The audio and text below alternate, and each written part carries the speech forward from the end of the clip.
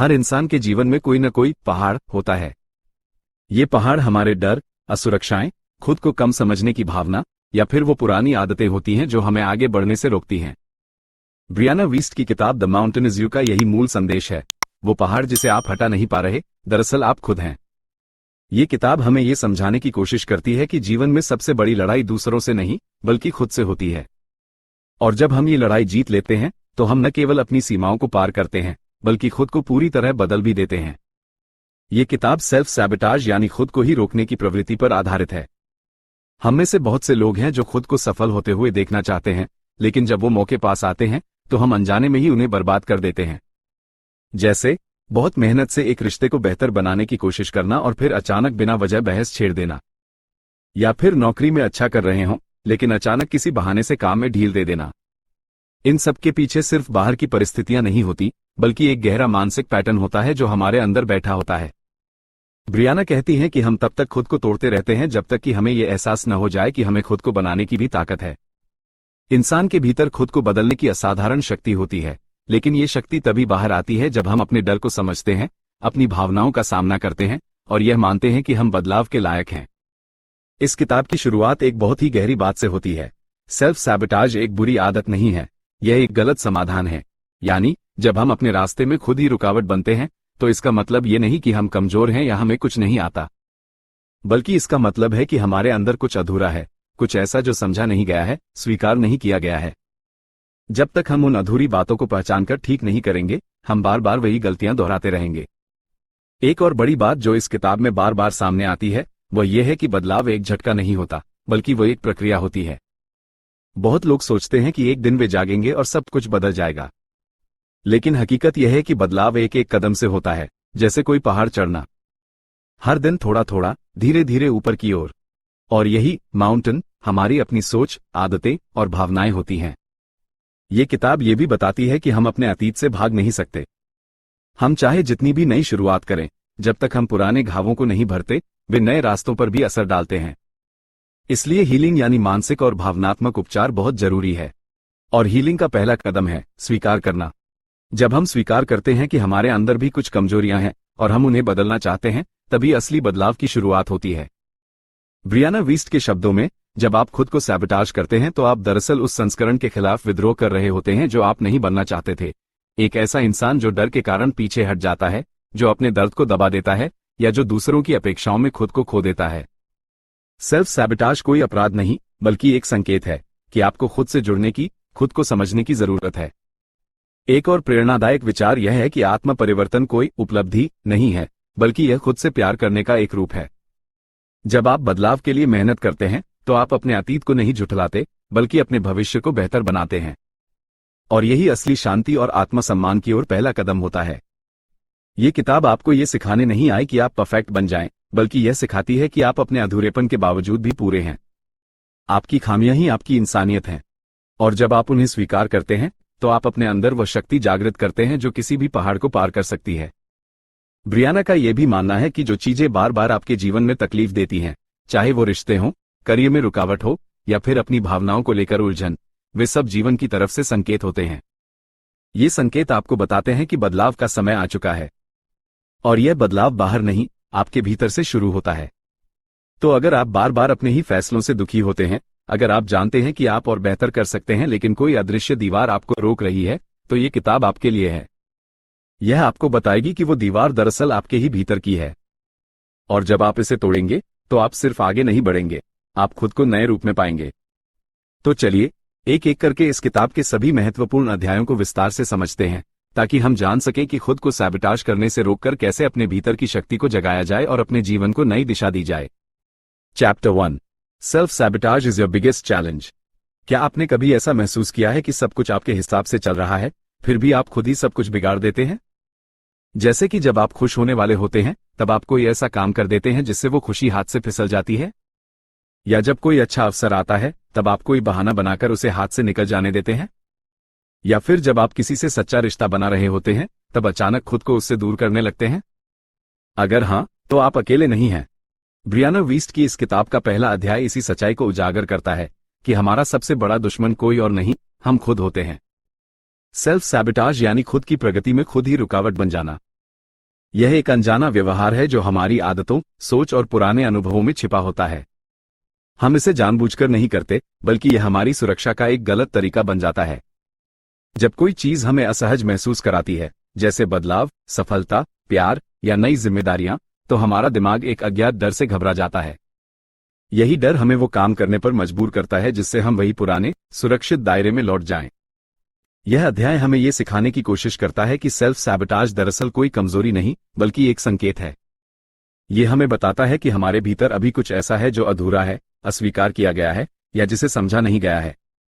जब तक हम उस अधूरे हिस्से को पहचानकर उसका सामना नहीं करेंगे, हम बार बार वही गलतियां करते रहेंगे और हर बार खुद को और भी कमजोर महसूस करेंगे। ब्रियाना कहती हैं कि जब हम खुद को सैबोटाज करते हैं, तो हम दरअसल अपने असली स्वरूप के खिलाफ खड़े हो जाते हैं। हम उस वर्जन को जीने से डरते हैं जो हम बन सकते हैं। हम सोचते हैं कि हम इतने अच्छे, योग्य या काबिल नहीं हैं कि सफलता या सच्चा प्यार पा सकें। इसलिए जब कोई अवसर हमारे करीब आता है, तो हम खुद ही उसे बिगाड़ देते हैं, ताकि हमें यह साबित न करना पड़े कि हम उसके लायक थे। इस व्यवहार की जड़ें बहुत गहराई में होती हैं। बचपन में अगर हमें बार बार यह एहसास कराया गया कि हमारी भावनाओं की कोई कीमत नहीं है, या अगर हमें बार बार अस्वीकार किया गया, तो हमारा दिमाग एक सर्वाइवल मोड में चला जाता है। वो हमें सिखाता है कि तुम्हें ज्यादा चाहने की इजाजत नहीं है, या हर खुशी के बाद दुख आता है, इसलिए उससे पहले खुद को पीछे खींच लो। ऐसे में हम हर उस अनुभव से खुद को दूर कर लेते हैं जो असल में हमारे जीवन को बेहतर बना सकता है। कई बार सेल्फ सैबोटाज इतनी सूक्ष्म होती है कि हम उसे पहचान ही नहीं पाते। हम सोचते हैं कि हम थक गए हैं या किसी चीज में हमारा मन नहीं लग रहा, लेकिन अंदर ही अंदर हम खुद से लड़ रहे होते हैं। हमारी आत्मा बदलाव चाहती है, लेकिन हमारा डर उसे रोक देता है। यह अध्याय ये भी स्पष्ट करता है कि सेल्फ सैबोटाज कोई आलस या बहाना नहीं है। यह अक्सर एक कोपिंग मैकेनिज्म होता है, एक तरीका जिससे हम खुद को मानसिक चोट से बचाते हैं। जब हमें लगता है कि हम असफल हो सकते हैं, तो हम पहले से ही सब कुछ छोड़ देते हैं, ताकि असफलता का दर्द ना सहना पड़े। लेकिन इस प्रक्रिया में हम न केवल अवसर खो देते हैं, बल्कि खुद पर विश्वास भी खो बैठते हैं। हमें यह समझने की जरूरत है कि सेल्फ सैबोटाज तब होता है जब हमारे विचार, भावनाएं और इच्छाएं एक दूसरे से मेल नहीं खाते। हम कुछ करना चाहते हैं, लेकिन हमारा मन, हमारी भावनाएं और हमारे पुराने विश्वास उस दिशा में जाने से डरते हैं। ऐसे में हम अंदर ही अंदर उलझ जाते हैं और बाहर से ऐसा लगता है कि हम कंफ्यूज्ड हैं या इनकंसिस्टेंट हैं, जबकि असल में हम बस अपने पुराने घावों से बाहर नहीं निकल पा रहे होते। इस अध्याय में ब्रियाना बताती हैं कि हीलिंग की प्रक्रिया तभी शुरू होती है जब हम इस सच्चाई को स्वीकार करते हैं कि हम ही अपने रास्ते की सबसे बड़ी रुकावट हैं। ये स्वीकार करना आसान नहीं होता। ये बहुत कड़वा होता है, क्योंकि इसका मतलब है अब आप दूसरों को दोष नहीं दे सकते। अब आपको खुद से सवाल करने होंगे। लेकिन यह वही बिंदु होता है जहां से असली बदलाव शुरू होता है। हमारे अंदर जो असुरक्षाएं हैं, वे ही सेल्फ सैबोटाज को जन्म देती हैं। जैसे, मुझे प्यार नहीं मिलेगा, मुझे सफलता संभालनी नहीं आती, अगर मैं ज्यादा चाहता हूं तो मैं स्वार्थी हूं, आदि। ये सोच हमें वापस खींचती हैं। और जब तक हम इन लिमिटिंग बिलीफ्स को पहचानकर उनका पुनर्निर्माण नहीं करेंगे, हम खुद को बार बार सैबोटाजिंग बिहेवियर्स में फंसाते रहेंगे।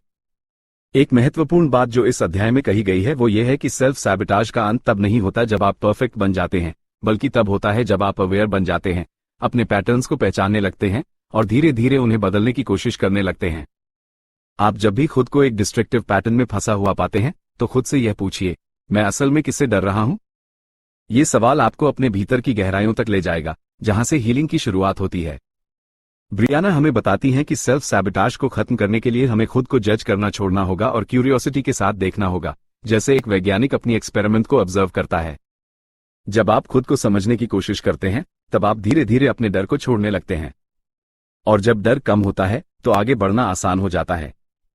यह अध्याय एक गहरी बात पर खत्म होता है कि आपकी सबसे बड़ी चुनौती कोई और नहीं, बल्कि आप खुद हैं। लेकिन इसी में आपकी सबसे बड़ी ताकत भी छिपी है, क्योंकि अगर आप ही अपने रास्ते की रुकावट हैं, तो आप ही उसे हटाने वाले भी हैं। और जब आप यह निर्णय ले लेते हैं कि आप अब खुद के खिलाफ नहीं, बल्कि खुद के साथ काम करेंगे, तभी आपका असली परिवर्तन शुरू होता है। Chapter 2, emotional mastery is the key. क्या आपने कभी सोचा है कि जब कोई चीज आपको परेशान करती है, तो असल में वो चीज नहीं, बल्कि आपकी उस पर प्रतिक्रिया ही आपको सबसे ज्यादा तकलीफ देती है? ब्रियाना वीस्ट की किताब द माउंटेन इज यू के दूसरे अध्याय में यही गूढ़ सच सामने आता है कि हमारी भावनाएं ही हमारी जिंदगी की दिशा तय करती हैं। और जब हम अपनी भावनाओं को समझना, संभालना और बदलना सीख लेते हैं, तभी हम सच में आजाद होते हैं। यही है इमोशनल मास्टरी, एक ऐसी कला जो आपकी जिंदगी के हर क्षेत्र को भीतर से रूपांतरित कर सकती है। हम इंसान तर्क से नहीं, भावना से चलते हैं। हम सोचते हैं कि हम अपने निर्णय सोच समझ कर लेते हैं, लेकिन असल में हमारा मन पहले महसूस करता है, फिर सोचता है। हम किसी व्यक्ति को पसंद करते हैं, किसी जगह से जुड़ाव महसूस करते हैं, किसी काम से डरते हैं। ये सब निर्णय हमारे इमोशंस तय करते हैं, न कि लॉजिक। इसी वजह से अगर आप अपनी भावनाओं को नहीं समझते, तो आप असल में अपनी जिंदगी की बागडोर किसी अनदेखी, असंतुलित ताकत को सौंप देते हैं। इमोशनल मास्टरी का मतलब यह नहीं कि आप कभी गुस्सा न हो, कभी डरे नहीं, या कभी दुख महसूस न करें। बल्कि इसका मतलब है, जब ये भावनाएं आए, तो आप उनसे भागे नहीं, उन्हें दबाए नहीं, और न ही उन पर पूरी तरह नियंत्रण खो बैठे। इसका मतलब है, आप उन्हें महसूस करें, उनका कारण समझें, और फिर अपनी शक्ति से उन्हें बदलें, ताकि आप रिएक्ट न करें, बल्कि सोच समझकर रिस्पॉन्ड करें। इस अध्याय में ब्रियाना बहुत सुंदर तरीके से बताती है कि ज्यादातर लोग इमोशनल पेन से बचने के लिए दो रास्ते अपनाते हैं, या तो वो उसे नजरअंदाज कर देते हैं, या फिर उसमें पूरी तरह डूब जाते हैं। कोई इंसान अपने ट्रॉमा को कभी एडमिट नहीं करता और सोचता है कि सब कुछ ठीक है। वहीं कोई दूसरा इंसान हर दिन उसी पुराने दर्द को दोहराता रहता है। ये दोनों ही अवस्थाएं असंतुलित हैं, और इमोशनल मास्टरी इन दोनों के बीच का रास्ता है, जहां आप न तो भागते हैं और न ही डूबते हैं। आप बस देखते हैं, समझते हैं और बदलते हैं। हमारी भावनाएं सिग्नल्स होती हैं, समस्याएं नहीं। गुस्सा बताता है कि कुछ बाउंड्री क्रॉस हो रही है। डर बताता है कि आपके कंफर्ट जोन के बाहर कुछ है। ईर्ष्या बताती है कि आप अंदर ही अंदर कुछ पाना चाहते हैं, लेकिन खुद को उसके लायक नहीं मानते। लेकिन जब हम इन संकेतों को गलत समझ लेते हैं, तब हम या तो इन्हें सप्रेस करते हैं या दूसरों पर फेंक देते हैं। परिणामस्वरूप हमारी जिंदगी एक इमोशनल लूप में फंस जाती है, जिससे निकल पाना मुश्किल हो जाता है। इमोशनल मास्टरी का पहला कदम है अवेयरनेस। जब आप किसी भावना को महसूस करते हैं, जैसे चिढ़, निराशा या शर्म, तो आप तुरंत अपने मन से पूछें, ये क्यों आ रही है? इसका मूल कारण क्या है? बहुत बार इसका जवाब बाहरी नहीं, अंदर ही होता है, जैसे कोई पुराना अनरिजॉल्व्ड मेमोरी या कोई लिमिटिंग बिलीफ जो अब तक अंदर जिंदा है। लेकिन जब आप सवाल पूछते हैं, तो आप उसे पहचानते हैं, और जब आप पहचानते हैं, तो आप उसे ट्रांसफॉर्म कर सकते हैं। इस अध्याय में एक और गहरी बात कही गई है, आपकी भावनाओं को हील करना एक बार का काम नहीं है। यह एक सतत प्रक्रिया है। हर बार जब कोई ट्रिगरिंग सिचुएशन आती है, तो आपके पास दो विकल्प होते हैं, पुराने पैटर्न को दोहराना या एक नया रिस्पॉन्स चुनना। और हर बार जब आप नया रिस्पॉन्स चुनते हैं, तो आप अपने मस्तिष्क में नए न्यूरल पाथवेज बनाते हैं। यही असली इमोशनल रिवायरिंग है। यही आपकी अगली मानसिक ऊंचाई का पहला कदम है। इमोशनल मास्टरी की असली परीक्षा तब होती है जब आप असुरक्षित महसूस करते हैं।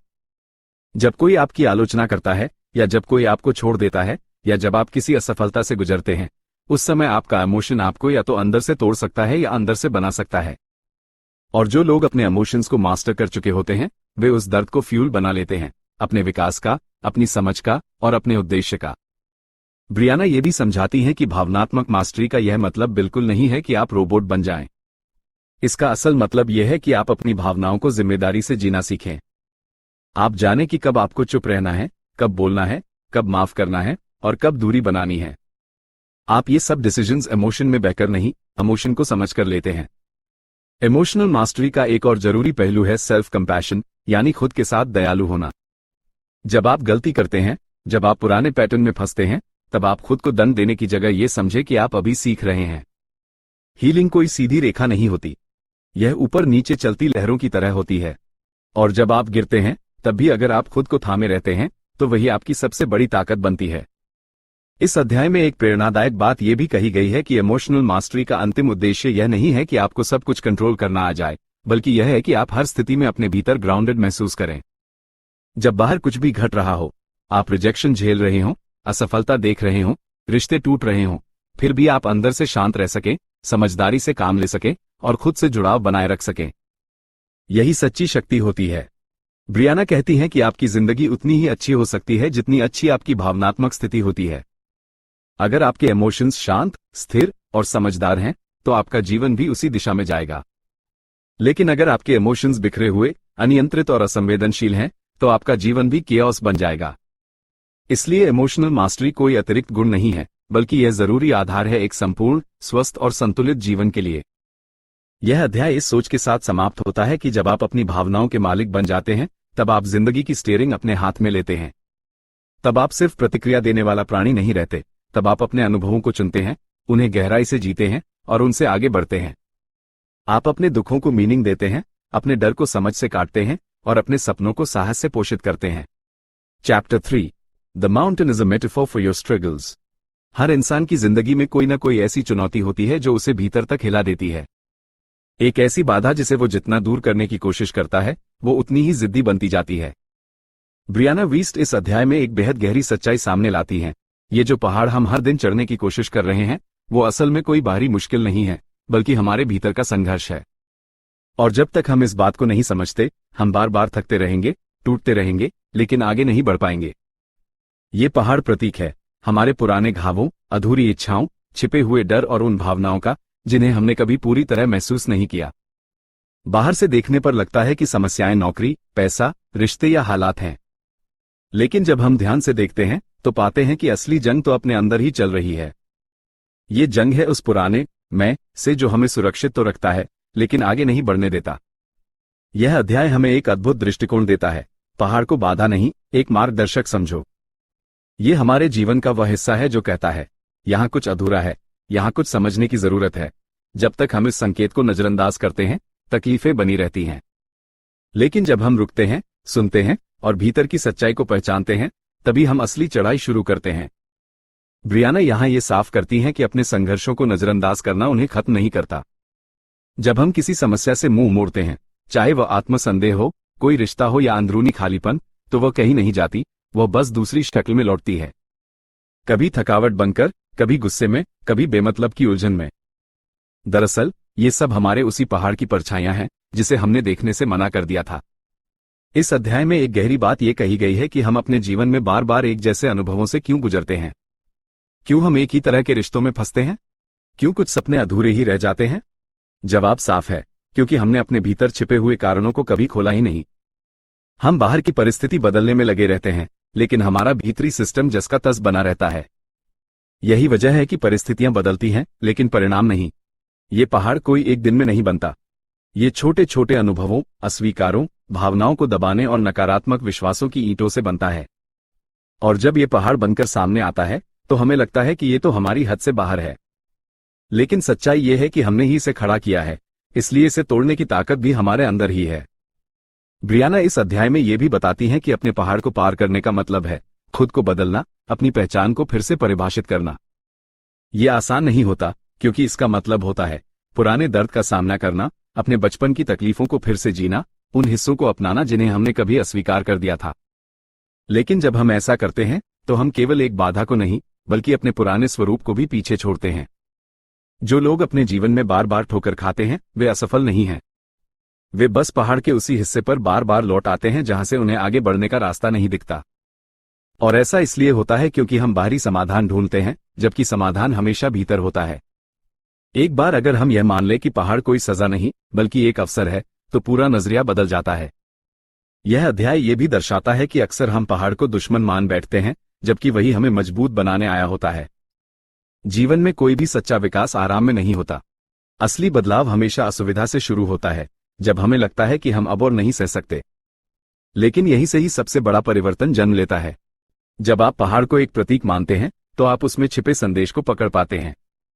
तब आप समझते हैं कि हर असफल रिश्ता आपको सिखा रहा है कि खुद से कैसे जुड़ना है। हर अधूरा सपना आपको बता रहा है कि आप में और हिम्मत जागनी बाकी है। तब आपको अपनी तकलीफों से डर नहीं लगता, क्योंकि वे अब सिर्फ दर्द नहीं बल्कि संकेत बन जाती हैं। इस अध्याय में एक बेहद सशक्त विचार सामने आता है। पहाड़ से डरना स्वाभाविक है, लेकिन उस डर में हमेशा एक बुलावा छिपा होता है। जो डर हमें रोकता है वही दिशा भी दिखाता है। जो चीज हमें सबसे ज्यादा असहज करती है वही शायद हमारे जीवन का सबसे जरूरी सबक है। और जब हम उस असहजता में भी टिके रहते हैं तो धीरे धीरे हमें क्लैरिटी मिलती है। ब्रियाना का मानना है कि पहाड़ को पार करना कोई एक्शन नहीं बल्कि एक ट्रांसफॉर्मेशन है। ये बाहर की यात्रा नहीं बल्कि एक भीतरी क्रांति है। जब आप अपने डर को पहचान लेते हैं, अपने दर्द को स्वीकार कर लेते हैं और अपने दोषों को प्यार से देखना शुरू कर देते हैं, तभी आप उस पुराने संस्करण को पीछे छोड़ पाते हैं जो सिर्फ सर्वाइवल में जी रहा था। हर बार जब आप पहाड़ के सामने खड़े होते हैं तो खुद से भागने की जगह थोड़ा रुकिए। पूछिए, मैं किससे डर रहा हूं? क्या यही डर मुझे आगे बढ़ने से रोक रहा है? हो सकता है जवाब तुरंत न मिले, लेकिन धीरे धीरे जब आप पहाड़ से दोस्ती करना सीखेंगे तो वो खुद अपना रहस्य खोलने लगेगा। ये पहाड़ आपको परखने नहीं बदलने आया है। और जब आप इसे पार कर लेते हैं न सिर्फ बाहर बल्कि अपने अंदर, तो आप एक ऐसे संस्करण में बदलते हैं जो पहले कभी था ही नहीं। Chapter 4, how to overcome self sabotage. इस अध्याय का मूल उद्देश्य है खुद को रोकने वाली इस प्रवृत्ति को तोड़ना और उसे बदलना। लेकिन यह बदलाव सिर्फ बाहर की आदतों को बदलने से नहीं होता। ये तभी शुरू होता है जब हम भीतर जाकर उस जड़ को छूते हैं जहां यह आदत जन्मी थी। यह एक गहरी यात्रा है, भावनाओं, धारणाओं और छिपी हुई कहानियों के भीतर। सबसे पहले हमें यह समझना होता है कि सेल्फ सैबोटाज एक सुरक्षात्मक प्रतिक्रिया है। जब हम किसी चीज से डरते हैं, जैसे असफलता, अस्वीकृति, आलोचना या फिर अपने ही सपनों की ऊंचाई से, तो हमारा मन हमें सुरक्षित रखने के लिए सैबोटाज करता है। यह हमें सबकॉन्शियसली ये कहता है, अगर तुम कोशिश ही नहीं करोगे तो असफल नहीं होगे। अगर किसी को पास नहीं आने दोगे तो कभी टूटोगे नहीं। इस तरह यह व्यवहार हमें दर्द से बचाने के लिए काम करता है, लेकिन साथ ही यह हमें आगे बढ़ने से भी रोक देता है। सेल्फ सैबोटाज को हराना तभी संभव है जब हम उससे डरना बंद करें और उसकी भाषा को समझें। ब्रियाना यहां एक अनूठा नजरिया पेश करती हैं। वो कहती हैं कि हर बार जब आप खुद को किसी लक्ष्य से पीछे हटाते हैं तो अपने आप से यह सवाल पूछिए, मैं अभी किस चीज से बचने की कोशिश कर रहा हूं? बहुत बार जवाब होगा असफलता का डर, किसी की नाराजगी का डर या फिर अपनी पहचान खो देने का डर। जब आप इस डर की पहचान कर लेते हैं तो वो डर अपना असर खोने लगता है। इस अध्याय में एक महत्वपूर्ण बिंदु यह आता है, सेल्फ सैबोटाज को हराने के लिए आपको अपने पुराने विश्वासों को चुनौती देनी होगी। बहुत से लोग अंदर से यह मानकर चलते हैं कि वे अच्छे नहीं हैं, काबिल नहीं हैं या वे ज्यादा की उम्मीद नहीं कर सकते। ये विश्वास बचपन के अनुभवों, समाज के दबावों या पुराने घावों से पैदा होते हैं। और जब तक हम इन विश्वासों को बदलते नहीं, हम बार बार उन्हीं सीमाओं में लौट आते हैं। ब्रियाना कहती हैं, आप वही नहीं हैं जो आपके साथ हुआ है, आप वह हैं जो आपने बनना चुना है। सेल्फ सैबोटाज को मात देने के लिए आपको खुद को ईमानदारी से देखना होगा। अपनी कमजोरियों से भागना नहीं है, बल्कि उन्हें समझना है। जब आप स्वीकार करते हैं कि हाँ, मैं अपने रास्ते में खुद खड़ा हूं, तो वही क्षण हीलिंग की शुरुआत बन जाता है। तब आप किसी और को दोष नहीं देते, न माता पिता को, न समाज को, न परिस्थितियों को। आप पूरी जिम्मेदारी लेते हैं और वही सबसे बड़ी ताकत बनती है। इस अध्याय में यह भी समझाया गया है कि सेल्फ सैबोटाज तब और अधिक मजबूत होता है जब हमारे मन में क्लैरिटी की कमी होती है। जब हम नहीं जानते कि हम क्या चाहते हैं, क्यों चाहते हैं और किस दिशा में बढ़ना है, तब हम स्वाभाविक रूप से रुक रुक कर चलते हैं, बार बार वापस लौटते हैं। इसलिए पहले जरूरी है कि आप स्पष्ट हों, आप किसके लिए संघर्ष कर रहे हैं, आप कहां पहुंचना चाहते हैं और वो क्यों आपके लिए जरूरी है। ब्रियाना यहां एक्शनेबल स्टेप्स भी सुझाती हैं। सबसे पहले अपने गोल्स को छोटे टुकड़ों में बांटिए। जब लक्ष्य बहुत बड़ा लगता है तो डर और असहायता पैदा होती है, लेकिन जब आप उसे छोटे कदमों में बांट देते हैं तो वो काबू में लगता है। दूसरा, अपनी प्रोग्रेस को ट्रैक करें। हर छोटा सुधार भी आपको ये याद दिलाता है कि आप अपने पुराने पैटर्न से बाहर निकल रहे हैं। एक और जरूरी चीज है खुद के प्रति दयालु रहना। बहुत से लोग सेल्फ सैबोटाज के बाद खुद को दोष देते हैं, शर्मिंदा महसूस करते हैं और फिर उसी गिल्ट में फिर से पुरानी गलतियों को दोहराते हैं। लेकिन ब्रियाना कहती हैं कि हीलिंग शेम से नहीं, सेल्फ कंपैशन से होती है। जब आप गिरते हैं तो खुद से कहिए, मैं अभी सीख रहा हूं, अगली बार मैं बेहतर करूंगा। यही माइंडसेट आपको तोड़ने के बजाय आपको धीरे धीरे मजबूत बनाता है। इस अध्याय में एक सुंदर उदाहरण भी दिया गया है। सोचिए आप एक पहाड़ी पर चढ़ रहे हैं और हर 10 कदम पर फिसल जाते हैं। अगर आप फोकस इस बात पर करेंगे कि मैं हर बार गिर जाता हूं, तो आप हार मान लेंगे। लेकिन अगर आप ध्यान इस पर देंगे कि मैं पहले से 10 कदम ऊपर हूं, तो आप चलते रहेंगे। सेल्फ सैबोटाज को हराने का यही रहस्य है, अपनी प्रगति को देखना, ना कि अपनी गलतियों को गिनना। ब्रियाना हमें यह भी याद दिलाती हैं कि सेल्फ सैबोटाज खत्म करना एक प्रोसेस है, कोई जादू की छड़ी नहीं। आप एक रात में खुद को नहीं बदल सकते, लेकिन हर दिन, हर छोटे फैसले में, जब आप अपने पुराने डर के खिलाफ खड़े होते हैं और एक नया विकल्प चुनते हैं, तब आप भीतर से बदलने लगते हैं। आप खुद को सैबोटाज करने वाले नहीं, खुद को बनाने वाले इंसान में बदलने लगते हैं। यह अध्याय इस विचार के साथ समाप्त होता है कि सेल्फ सैबोटाज कोई अपराध नहीं है। यह एक रिस्पॉन्स है, उस समय की जब आप चोटिल थे, डरे हुए थे या खोए हुए थे। लेकिन अब आप बड़े हो गए हैं। अब आपके पास समझ है, दृष्टि है और सबसे जरूरी विकल्प हैं। अब आप वो इंसान बन सकते हैं जो आप हमेशा बनना चाहते थे। लेकिन उसके लिए आपको उस सुरक्षा घेरा को तोड़ना होगा जिसे कभी आपने खुद खड़ा किया था। Chapter 5, you are the problem और द सोल्यूशन। जिंदगी में जब बार बार कुछ गलत होता है तो हमारा पहला सवाल होता है, कहां कमी रह गई? और जवाब अक्सर हम बाहर ढूंढने लगते हैं, परिस्थितियों में, लोगों में, किस्मत में। लेकिन द माउंटेन इज यू की लेखिका ब्रियाना वीस्ट इस अध्याय में हमें एक साहसिक और चौंकाने वाली सच्चाई से रूबरू कराती हैं कि हमारी जिंदगी में जो कुछ भी बार बार टूटता है उसका जिम्मेदार हम खुद हैं। और यही बात डरावनी भी है और आजाद करने वाली भी। इस अध्याय की शुरुआत होती है एक सीधी लेकिन गहरी पंक्ति से, तुम ही समस्या हो और तुम ही समाधान भी हो। ये सुनना कठिन हो सकता है, लेकिन जब आप इसे दिल से समझते हैं तो ये सबसे शक्तिशाली एहसास बन जाता है। इसका मतलब है कि अगर आप ही वो इंसान है जो अपनी प्रगति में अड़चन डालता है, तो आप ही वो इंसान भी हैं जो उस अड़चन को हटाकर आगे बढ़ सकता है। ब्रियाना कहती हैं कि हमें यह समझना होगा कि हम अपनी सबसे बड़ी सीमाएं खुद बनाते हैं। हम किसे प्यार करने लायक मानते हैं, खुद को कितना योग्य समझते हैं, कितनी सफलता अपने लिए संभव मानते हैं, ये सब हमारे अपने ही अंदर बने मानसिक नक्शे हैं। और जब तक हम इन नक्शों को फिर से नहीं बनाते, तब तक हम उसी पुराने रास्ते पर चलते रहेंगे जो हमेशा हमें भटकाता रहा है। जब आप कहते हैं कि मेरे साथ बार बार ऐसा क्यों होता है, तो असल में आप अपने ही बनाए हुए पैटर्न को दोहरा रहे होते हैं। ये पैटर्न आपकी सोच, आपके व्यवहार और आपकी भावनात्मक प्रतिक्रियाओं में छिपा होता है। ब्रियाना इस अध्याय में यही समझाती हैं कि ये पैटर्न तब टूटते हैं जब आप खुद को देखने का नजरिया बदलते हैं, जब आप खुद से भागने के बजाय खुद से मिलने लगते हैं। लेखिका ये भी स्पष्ट करती हैं कि तुम ही समस्या हो कहना किसी को नीचा दिखाना या दोषी ठहराना नहीं है। यह एक शक्तिशाली निमंत्रण है खुद की जिम्मेदारी लेने का, क्योंकि अगर समस्या आप हैं तो इसका यह भी मतलब है कि आप ही उसे बदल सकते हैं। अगर आपने अपने भीतर सीमाएं खड़ी की हैं, तो उन्हें गिराने की ताकत भी आपके पास ही है। इस अध्याय में एक बेहद गहन विचार रखा गया है।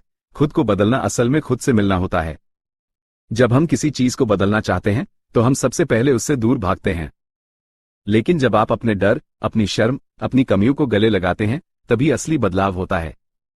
ब्रियाना कहती हैं, तुम्हारी सबसे बड़ी कमजोरी ही तुम्हारी सबसे बड़ी शक्ति बन सकती है, अगर तुम उसे छिपाने के बजाय स्वीकार कर लो।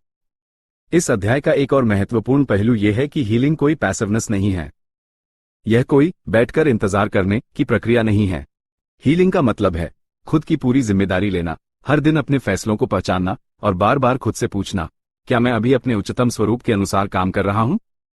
कई लोग सोचते हैं कि हीलिंग एक पीसफुल और सुंदर अनुभव है, लेकिन ब्रियाना बताती हैं कि असल में यह अक्सर असहज, दर्दनाक और उलझा हुआ होता है, क्योंकि इसमें आपको अपनी पुरानी कहानियां छोड़नी होती हैं, अपने कंफर्ट जोन से बाहर निकलना होता है और अपने डर से आंख मिलानी होती है। लेकिन ये सब उसी इंसान को करना होता है जो कभी खुद ही इन सीमाओं को खड़ा कर चुका था। जब आप अपने भीतर झांकते हैं और स्वीकार करते हैं कि हाँ, कुछ चीजें मेरी वजह से बिगड़ी हैं, तब आप खुद को विक्टिम की स्थिति से बाहर निकालते हैं। आप किसी परिस्थिति के शिकार नहीं रह जाते, बल्कि उसके निर्माता बनते हैं। और यही पल होता है जहां से ट्रांसफॉर्मेशन शुरू होता है। ब्रियाना इसे ओनरशिप कहती हैं, जिंदगी की पूरी जिम्मेदारी लेना, न किसी पर दोष मढ़ना, न खुद को दंड देना, बल्कि आत्मज्ञान की ओर पहला कदम रखना।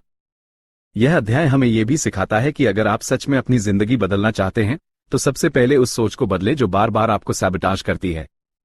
जैसे, मैं इसके लायक नहीं हूं, मेरे साथ हमेशा यही होता है, मुझे समझने वाला कोई नहीं है। ये सब वाक्य नहीं, बल्कि अचेतन आदेश हैं जो आप अपने दिमाग को हर दिन देते हैं। और जब आप इन्हें बदलते हैं, जैसे मैं अपने जीवन का निर्माण करता हूं, मैं अपनी सीमाओं को तोड़ सकता हूं, मैं खुद से प्यार करना सीख सकता हूं, तो आपकी जिंदगी भी बदलने लगती है। ब्रियाना इस अध्याय में यह भी कहती हैं कि जब आप खुद को ही समाधान मान लेते हैं, तब आप चीजों को कंट्रोल करने की जरूरत महसूस करना छोड़ देते हैं। अब आप किसी के वैलिडेशन के लिए नहीं जीते, आप खुद की पुष्टि खुद करने लगते हैं। और जब यह होता है, तब बाहर की दुनिया से आपका रिश्ता भी बदलने लगता है। तब आप डर से नहीं, विश्वास से डिसीजंस लेने लगते हैं। यह अध्याय हमें एक बेहद सच्चा लेकिन कड़ा सबक देता है। आप तब तक दुखी रहेंगे जब तक आप खुद को दोषी नहीं मानते, लेकिन आप तब तक नहीं बदलेंगे जब तक आप जिम्मेदार नहीं बनते। ये दो बातें दिखने में एक जैसी लगती हैं, लेकिन उनके बीच का फर्क ही आपकी मुक्ति का रास्ता बनाता है। दोष देने से शेम पैदा होता है, लेकिन जिम्मेदारी लेने से शक्ति। जब आप ये स्वीकार करते हैं कि आप ही अपने पैटर्न्स के निर्माता हैं, तो आप खुद को उन पैटर्न्स से मुक्त करने की दिशा में पहला कदम उठा चुके होते हैं। तब हीलिंग कोई इवेंट नहीं रह जाती, वो एक जीवन शैली बन जाती है। हर दिन खुद को थोड़ा और समझने की, थोड़ा और बेहतर करने की प्रक्रिया। यह अध्याय ये भी समझाता है कि खुद को समाधान मानने का मतलब यह नहीं है कि अब कोई संघर्ष नहीं होगा। संघर्ष होंगे, असफलताएं होंगी, लेकिन अब आप उन्हें एक नए नजरिए से देखेंगे, एक अवसर की तरह, न कि एक सजा की तरह। अंत में ब्रियाना हमें याद दिलाती है कि जब आप अपने ही भीतर ताकत की खोज शुरू करते हैं, तब पहाड़ अब एक बाधा नहीं, बल्कि एक रास्ता बन जाता है। और जब आप इस रास्ते पर चलते हैं, तो हर संघर्ष, हर आंसू, हर अकेलापन भी एक नई समझ, नई गहराई और नई शक्ति लेकर आता है। अगर आप अब तक अपने ही डर, संकोच और कमजोरियों से लड़ते हुए थक गए हैं, तो अब वक्त है खुद से दोस्ती करने का, अपने अंदर झांकने का, अपनी रचना को फिर से गढ़ने का, क्योंकि आप ही समस्या हैं और आप ही समाधान। अगर आपको यह विचार पसंद आया तो कृपया इस चैनल को लाइक और सब्सक्राइब जरूर करें, ताकि हम आपके लिए इसी तरह की गहराई से भरी किताबों को आसान भाषा में लेकर आते रहें।